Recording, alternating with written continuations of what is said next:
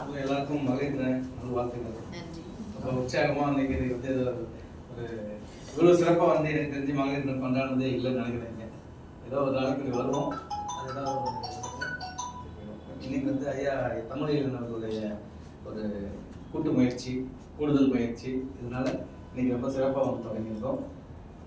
இந்த முயற்சியில் வந்து எங்களோட வந்து திரைமொழியோட பத்திரிகை சார்ந்த நண்பர்களும் வந்து எங்களோட சேர்ந்தாங்க. டிஸ்கவரி நகரில் சேர்ந்து இன்றைய அழைப்பதில் வந்து ஒரு தகவல் இருந்தது. அதை வந்து ஐயா ரெடி பண்ணதுனால அந்த தகவல் தெரிவிக்காமல் போனோம். அதனால் இன்றைய முதல் நிகழ்வாகவோ அல்லது கரெக்டான நேரத்திலேயே வந்து ஆசி ஜெயனன் தமிழ் இந்து யுத்தம் வந்துட்டாங்க. சிறந்த ஒரு திரைப்படங்கள் குறித்து தொடர்ந்து வெள்ளிமலர் வந்து அந்த வெள்ளிக்கிழமை பேப்பர் வந்து அவருடைய முக்கியமானது. அவர் வந்து மகளிர் திரைப்படங்கள் குறித்த ஒரு பார்வையை வந்து ஒரு 10 நிமிடம் முதல் 20 நிமிடம் வரைக்கும் அவர் கொடுத்துட்டு அந்த சினிமாவில் ஒரு பார்வை பார்த்து அப்படியே கலை இலக்கியம் அது வந்தெல்லாம் சொல்லிட்டு ஒரு முடிவு. மீண்டும் ஒரு முறை டிஸ்கவரி சார்பிலும் டிஸ்கவரி நகர்வு சார்பிலும் திரைமுறை சார்பிலும் என்னுடைய மகளிர் தின வாழ்த்துக்களை குறிப்பாக சொல்லிட்டு இந்த நிகழ்வு வந்து தமிழில் அவர்கள் வழி நடத்தணும். சுப்பிரமணிய பாரதி அவர்கள் வந்து வரவேற்பு. இது ஒளிப்பதிவு நல்லா ஆகும். இதில் பேசிடுவோம்.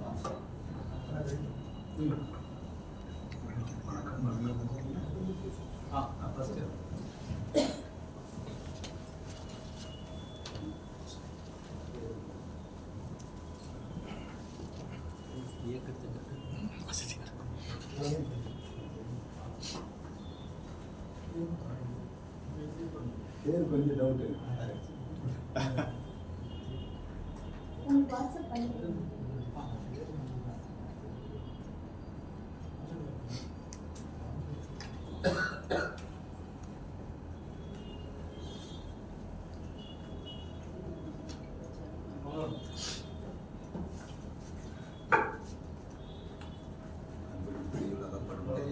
அன்பெரும் கொடுக்கும் அரசு அன்பெரும் படைப்பெரும் பரம்பொருளே அன்பெரும் கரத்த மரபு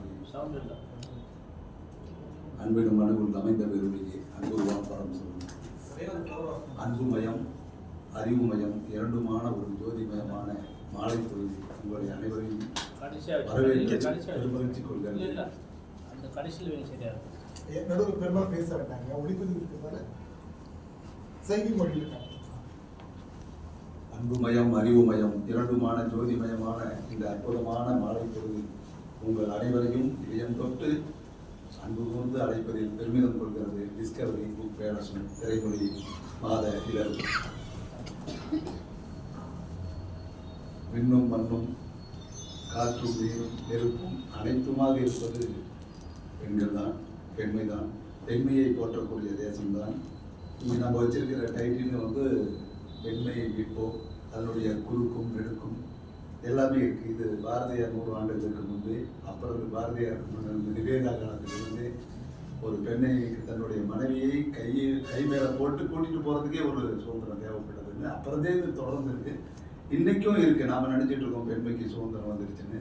சில இடங்கள் சில கிராமங்களுக்கு, இங்கே சிட்டிலையும் சரி கிராமங்களையும் சரி, இன்னும் அவர்களுக்கான ஆத்ம சுதந்திரம் இன்னும் கிடைக்கவில்லை.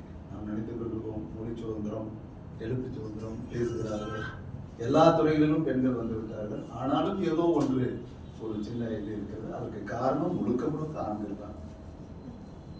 அதில் எந்த மாற்றமும் இல்லை. அது நாமும் அதுக்குள்ளே இருக்கிறோம். அதுக்குள்ளே மாட்டிக்கிட்டோம். அதுலேருந்து வெளியே இல்லை.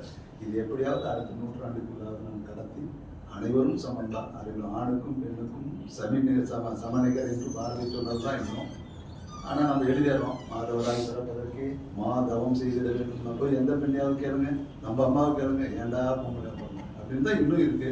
எங்கள் அக்காவுக்கு அக்கா இருக்குது, எங்கள் தங்கச்சிக்கு தான் இருக்குது. எல்லாத்துக்கும் அது ஏதோ அது ஒரு சின்ன சங்கடமாக இருக்குது. அது எங்களுக்கு அவமானமாக இருக்குது ஆண்களுக்கு. அது சொல்லும் போதெல்லாம் நம்மளோட படைப்பாளையாக யோசிக்கும் போது நானும் திரைத்துறையில் இருக்கிறதுனால அது எப்படி இன்னொன்று எல்லா சுதந்திரமும் இருக்குது, ஆனால் ஏதோ ஒன்று அவங்களுக்கு ஏதோ ஒன்று நெருடு ஏதோ ஒன்று இருக்கு அப்படின்னு சொல்கிறோம்.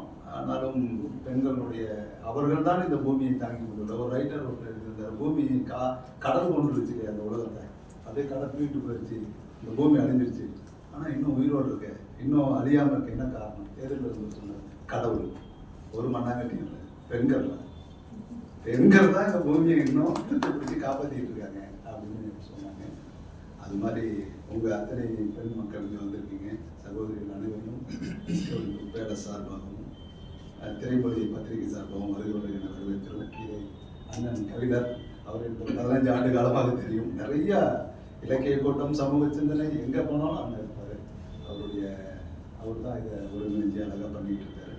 இதில் முதல்ல வந்து இப்போ ஜெயந்தன் அவர் வந்து நிறைய என்னுடைய நண்பர்கள் தான். அவர் 10 ஆண்டுகளுக்கு முன்பு நாங்கள் சந்தித்தோம். அவர் நிறையா இவர் வேடியப்பன் ஐயா சொன்ன மாதிரி நிறையா அந்த திரைமொழியை பற்றி, அதாவது திரைப்படங்களில் சினிமா எப்படி, திரைப்படங்களில் பெண்மை சார்ந்து நிறையா படங்கள் வந்துட்டு இருக்கு. அதில் அவர் குறைந்தது ஒரு 6-7 படம் அல்லது ஒரு 10 படத்தை கோடிட்டு அங்கே எங்கெல்லாம் நம்ம பெண்ணியம் எங்கே பேசப்பட்டிருக்கு, எங்கே அடிமைப்பட்டிருக்கு, எங்கே சுதந்திரமாக இருக்கு, இன்னும் என்ன பண்ணலாம் அப்படிங்கிறது அவர் அழகாக இப்போ வந்து நம்ம முன்னாடி அவர் உரையாற்ற வருகிறவர்கள் வரவேற்கிறார்.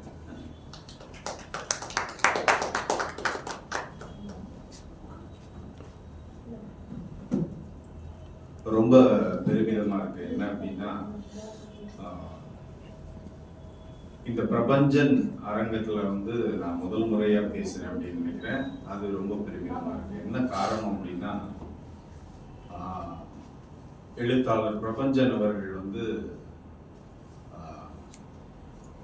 பெண்கள் குறித்து, பெண்ணடிமைத்தனம் குறித்து, பெண்ணுரிமை குறித்து நிறைய கதாபாத்திரங்களை உருவாக்கியிருக்காரு. அவருடைய பெண்ணுரிமை குறித்து அவர் உருவாக்கிய கதாபாத்திரங்கள், அதே மாதிரி மீட்டுருவாக்கம் செய்த கதாபாத்திரங்கள், இதெல்லாம் நீங்க தயவு செஞ்சு வாசிக்கணும்னு நினைக்கிறேன். பிரபஞ்சன் அவர்களுடைய பெண்ணுரிமை சார்ந்த, பெண்ணியம் சார்ந்த சிறுகதைகள் வந்து பெண் அப்படிங்கிற தலைப்புல துவக்கப்பட்டு ஒரு புத்தகமா வந்திருக்கு. அவசியம் வந்து வாசிங்க. குறிப்பா வந்து அதுல ஒரு கதை வந்து எனக்கு வந்து எப்போதும் வந்து பிரபஞ்சன்கிற பேரை வாசிக்கும் போது பளிச்சுன்னு நினைவுக்கு வரும். அது வந்து அகலிகையுடைய கதை. ஆமா, அந்த கதையில உங்களுக்கு நம்ம எல்லாருக்குமே தெரியும் அகலிகையினுடைய கதை. அதுல ஒரு வரி எழுதியிருப்பாரு. அதாவது இந்திரன் வந்து சேவல் வடிவுல வந்து அவன் கோவனது வந்து, நீ கௌதமன் வந்து நீ ஒரு மிகப்பெரிய முனிவன், ஞானத்தால் எல்லாத்தையுமே உணர்பவன். இந்திரன் வந்து சேவலா வந்தது உனக்கு ஏன் தெரியாம போச்சு, உன்னுடைய ஞான திருஷ்டிக்கு, உன்னுடைய ஞான கண்ணுக்கு ஏன் தெரியல அப்படின்னு அகலிகை ஒரு கேள்வி கேட்பாங்க. அப்ப கௌதமன் கல்லானான்னு ஒரு வரி, எழுத்தாளருக்குரிய அந்த வரியை வந்து அவர் எழுதியிருப்பாரு. ரொம்ப செலுத்த வைத்த ஒரு வரி, 2 சொற்கள்ல அந்த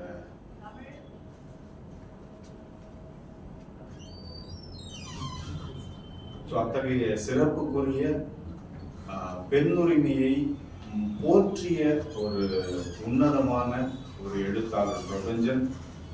அவருடைய அரங்கத்துல நாம் வந்து இன்று இந்த மாலை வேளையை மிகவும் பொருளுடையதாக, பொருள் பொதிந்ததாக உலக மகளிர் தினத்தை கொண்டாடுவதற்காக இங்கே ஆண்களும் பெண்களுமாய் கூடியிருக்கிறோம்.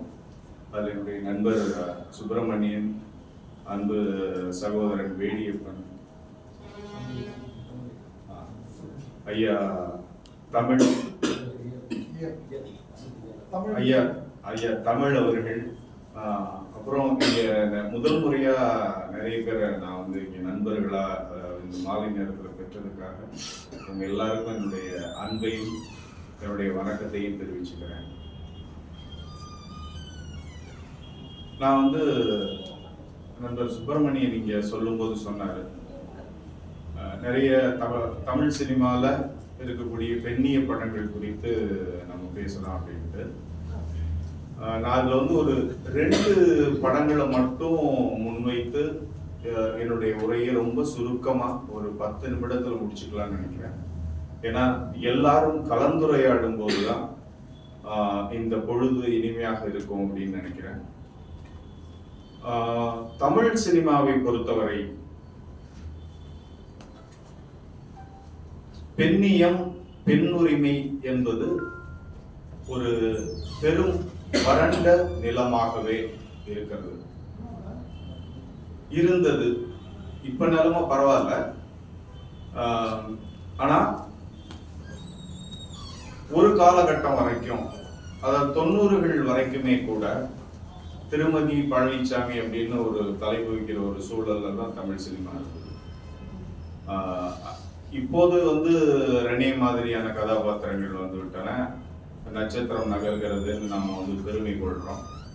அப்படியான சூழலை தான் நம்ம வந்து கடந்து வந்திருக்கோம். இந்த 110 ஆண்டு தமிழ் சினிமாவில் அப்படிதான் நம்ம கடந்து வந்திருக்கோம். இப்ப என் அளவில் சமூகம் எதை பிரதிபலிக்கிறதோ அதை தான் கலைகள் பிரதிபலிக்கின்றன. திரைப்படமும் அதை பிரதிபலித்திருக்க வேண்டும். ஆனால் அந்த இடத்துல வந்து சினிமா தோற்றுவிட்டது. அது தமிழ் சினிமான்னு இல்லை, இந்திய சினிமா அந்த விஷயத்துல தோற்றுவிட்டது அப்படின்னு தான் சொல்லணும். புத்தாயிரத்துக்கு பிறகு அந்த நிலைமை சீரடைந்திருக்கிறது. பெண்ணியம், பெண்ணுரிமை குறித்து ஒரு தெளிவுபட்ட பார்வைகள், புரிதல் மிகுந்த பார்வைகள் வர தொடங்கி இருக்கின்றன. இதுல காலத்துல நாம பின்னோக்கி சென்று பார்க்கும்போது வரலாற்றை இருகூறாக பிரித்த ஒருத்தர் அப்படின்னா நம்ம வந்து இயேசு கிறிஸ்துவ சொல்றோம், ஜீசஸ் கிரைஸ்ட சொல்றோம். முதல்ல சினிமா வந்து இயேசுவின் வாழ்க்கை, லைஃப் ஆஃப் ஜீசஸ் அப்படிங்கிற ஒரு ஊமை படத்தை எடுத்துக்கிட்டு தான் ஒரு பிரெஞ்சுக்காரர் வராரு அப்படின்னு சொல்லி தமிழ் சினிமாவின் கதையை எழுதி அரந்தை நாராயணன் ஐயா எழுதுறாரு. அந்த லைஃப் ஆஃப் கிறிஸ்ட் அப்படிங்கிற அந்த படத்தை 27 நிமிடம் கொண்ட ஒரு சலன படம், ஒரு ஊமை படம். அதை எடுத்துக்கிட்டு 1896 மும்பையில வந்து முதல்ல திரையிடுறாரு அந்த பிரெஞ்சுக்காரர். அவருடைய பேரு நினைவில் இல்லை. அதன் பிறகு அவர் தமிழகம் வந்து திருச்சியில தன்னுடைய திரையிடலை தொடங்குறாரு. அதுக்கு வந்து ரயில்வேல வேலை செய்யற சாமிக்கண்ணு வின்சென்ட்னு ஒரு தொழிலாளி போறார் அந்த திரையிடலுக்கு. ஜோசப் கல்லூரி வளாகத்துல அந்த திரையிடல் நடக்குது, விளையாட்டு மைதானத்துல. அதை போய் பார்த்துட்டு தமிழகம் முழுக்க வந்து அந்த பிரெஞ்சுக்காரர் போய் அந்த படத்தை திரையிடுறாரு. அதுக்கப்புறம் அவருக்கு உடல்நலம் சரியில்லாம போகும்போது அவர்கிட்ட இருந்து அந்த திரைப்படத்தையும், அந்த 27 நிமிடம் அந்த குறும்படத்தையும், அந்த திரையிடும் கருவியையும் 2000 ரூபாய் கொடுத்து சாமி கண்ணு வின்சென்ட் வாங்குறாரு. வாங்கிட்டு அது இயேசுவின் வாழ்க்கை அப்படின்னு ஒரு டைட்டில் அது போட்டு அது சலன படமா ஓடும். அது பின்னாடி அந்த படம் ஓடும் போது அந்த திரைக்கு பக்கத்துல ஒருத்தர் உட்கார்ந்து அது விவரணையா ஒருத்தரோ இல்ல 4 பேரோ 5 பேரோ அந்த காட்சிகள்ல வர்ற கதாபாத்திரங்களுக்கு ஏற்ப அவங்க என்ன பேசுறாங்க அப்படிங்கறத வந்து வர்ணனையா பேசக்கூடிய ஒரு உத்தியை வந்து சாமிக்கண்ணு வின்சென்ட் வந்து உருவாக்குறாரு. அவர் தான் வந்து அந்த மாதிரி தான் கூடவே வந்து ஒரு 4 பேர் 5 பேர் இந்த மாதிரி விவரணையா அதை விரிச்சு சொல்றதுக்காக வந்து உருவாக்குறாரு. அதுக்கு இயேசு சபையை சேர்ந்த பாதிரியார்கள் வந்து உதவி செய்யறாங்க. அவங்கள்ட்ட வந்து பிரதர்ஸா இருந்த ஒரு 4-5 பேர் அவர் கூட அனுப்பிச்சு வைக்கிறாங்க. இதெல்லாம் வந்து ரொம்ப ஆச்சரியமான ஒரு வரலாறா இருக்கு படிக்கும்போது.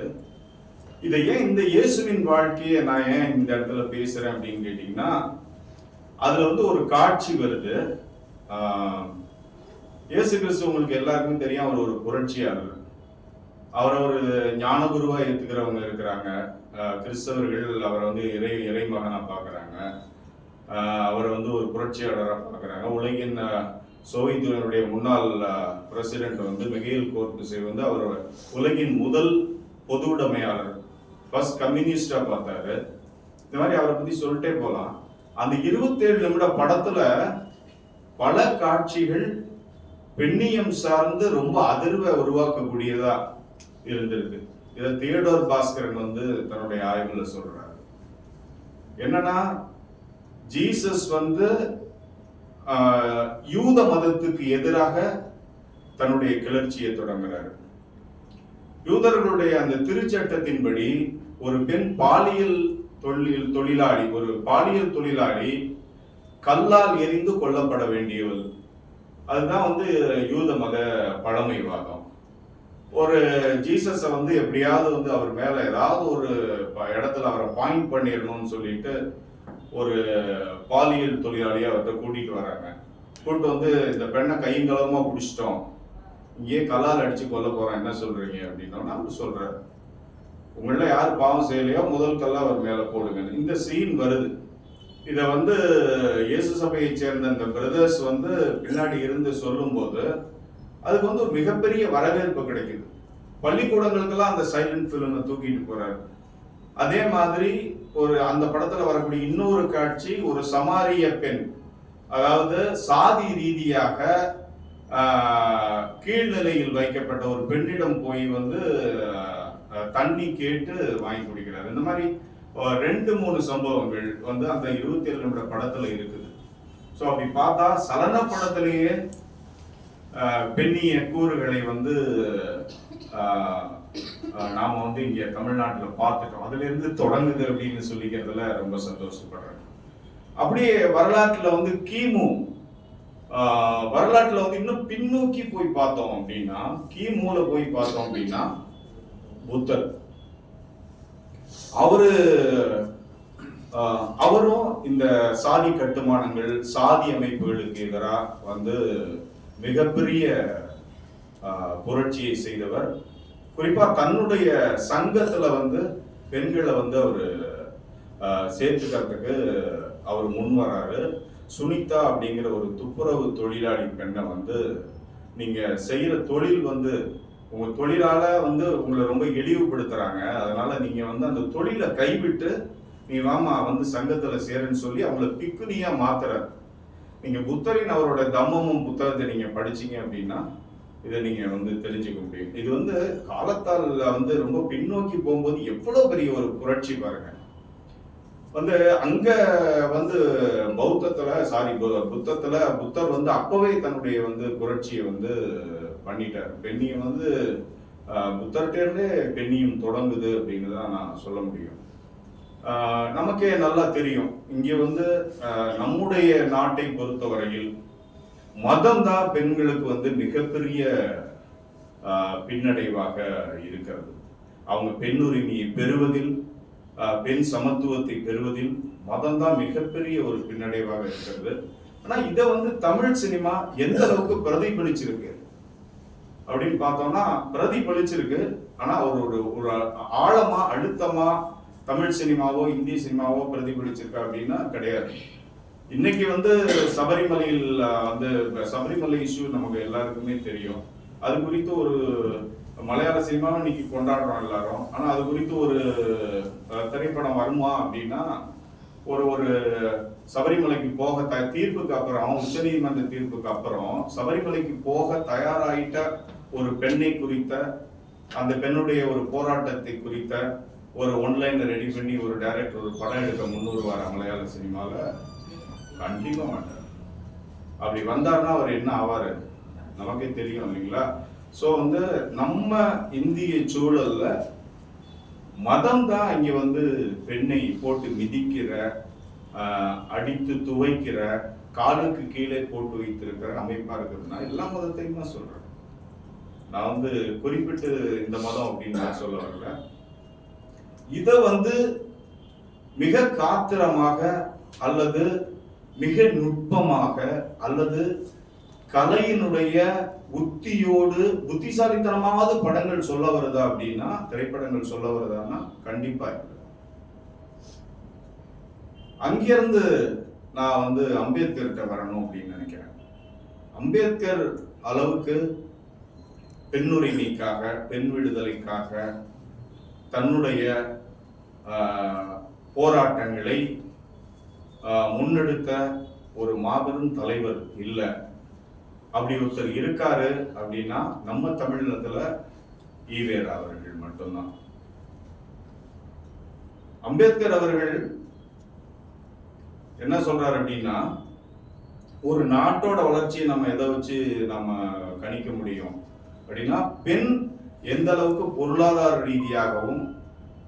ரீதியாக வளர்ந்திருக்கிறாளோ, எந்த அளவிற்கு அவள் வந்து தன்னம்பிக்கையோடும் தற்சார்போடும் உயர்ந்திருக்கிறாளோ, அதை வைத்துத்தான் நாம் வந்து ஒரு நாட்டினுடைய வளர்ச்சியை வந்து நம்ம அளவிட முடியும் அப்படின்னு சொல்றாரு. அதோட வந்து அம்பேத்கர் வந்து நிக்கல.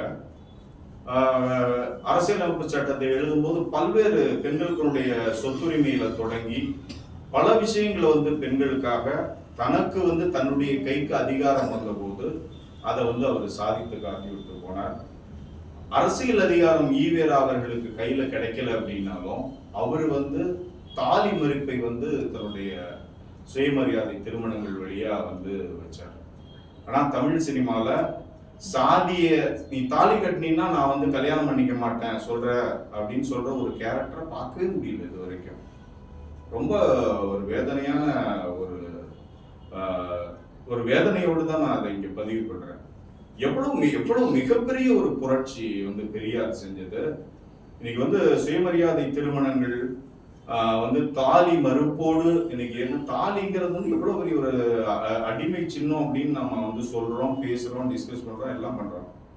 ஆனா அப்படி ஒரு திரைப்படம் வரல, அப்படி ஒரு கதாபாத்திரம் வரல. ஆனால் மாறாக ஒரு அம்பேத்கரிஸ்ட நாம வந்து தமிழ் சினிமால ஒரு பெண்ணாக நாம பார்த்திருக்கோம். சமீபத்துல அவள் தான் ரெனே.